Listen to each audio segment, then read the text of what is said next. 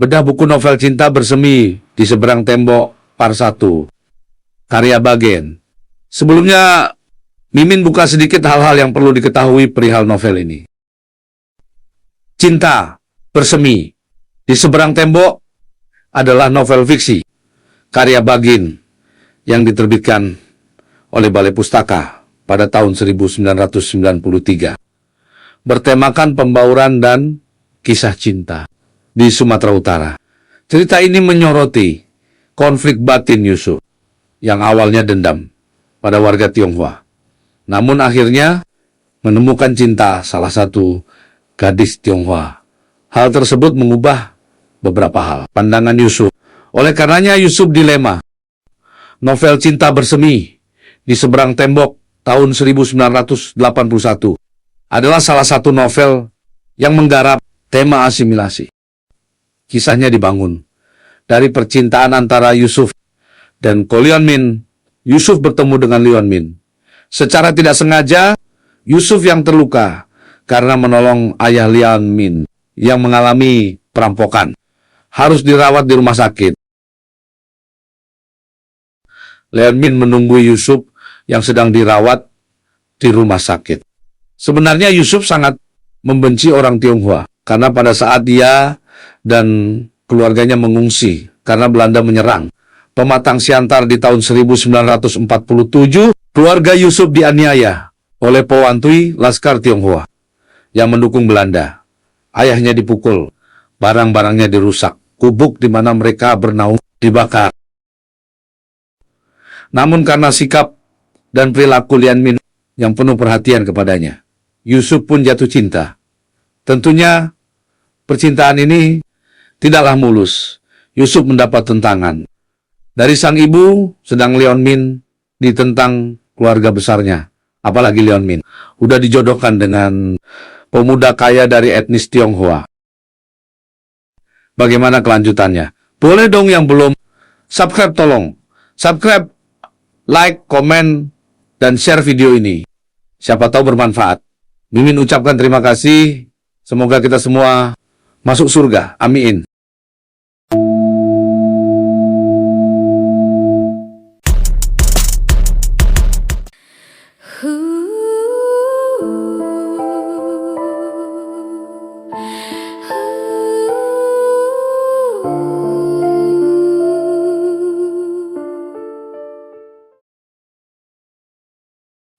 Di dalam buku novel ini, kita bisa lihat daftar isi buku, yang terdiri dari kata pengantar halaman 5, prakata halaman 6, lalu alur cerita novel.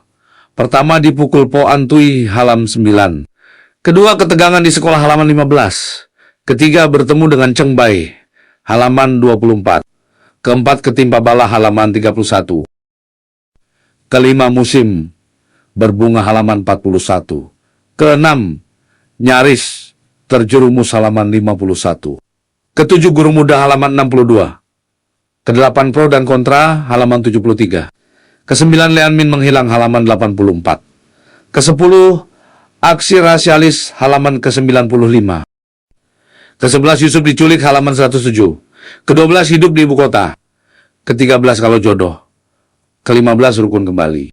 Demikian buku novel Cinta Bersemi di Seberang Tembok. Kira-kira lanjut gak nih? Hihihi. Ingat, subscribe, like, dan komen, serta share videonya ya.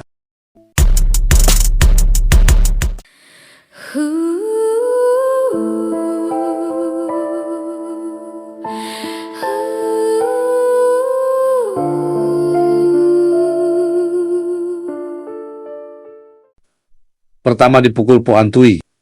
Rombongan yang compang-camping dengan gerakan lunglai. Putus asa terus bergerak, menjauhi kota, semakin jauh semakin aman. Kesatuan keluarga dengan segala peralatan rumah tangga. Terlihat bagaikan pasukan kalah perang. Ibu kota darurat Provinsi Sumatera telah diduduki militer Belanda. Ketabahan bertahan porak-poranda dan setiap orang berebut meninggalkan kota. Dahlan yang hampir 2 tahun bermukim di Siantar sejak Medan dikuasai Belanda merasa peristiwa ini ulangan pengungsian pertamanya di tahun 1946.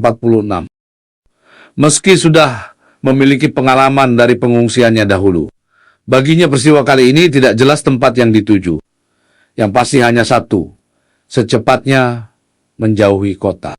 Di tengah-tengah ada juga rombongan anggota laskar dan tentara berjalan sigap. Lebih cepat, tidak dibebani bekal berat. Tanah Jawa, nama sebuah kecamatan berdampingan dengan Balimbingan, bekas perkebunan Belanda kini mendadak ramai. Dahlan tiba menjelang malam.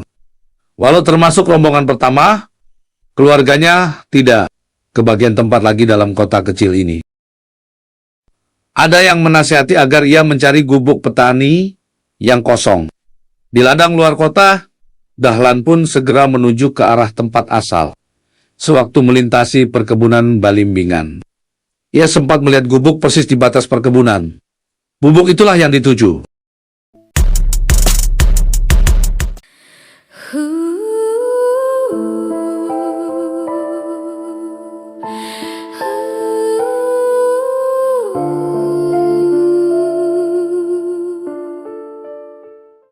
Gubuk itu tidak berdinding untuk dihuni 5 orang amat sempit. Tapi itulah tempat teduh yang tersisa. Dan mereka pun menikmati, meski Dahlan sulit mengatur keluarganya. Tidur malam itu, satu tangan yang mungkin dijawab oleh ketabahan yang tak patah. Di mana mengambil air untuk minum. Dan masak membuat dinding pencegah hawa malam yang dingin.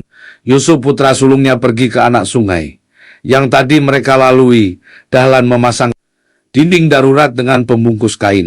Mereka bahagia dapat mengatasi kesulitan yang sebelumnya tak terbayangkan. Dahlan merupakan pegawai kantor pos.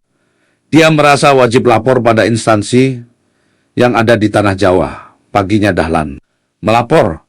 Di sana bertemu wali kota Siantar. Dahlan mendapat tugas untuk mengumpulkan pegawai negeri yang mengungsi. Dahlan gembira mendapat tugas dari wali kota. Dahlan semangat wali kota optimis. Republik masih berdiri. Di lain tempat Yusuf dan kedua adiknya tidak dapat berbuat banyak bulan Ramadan. Mereka turut berpuasa.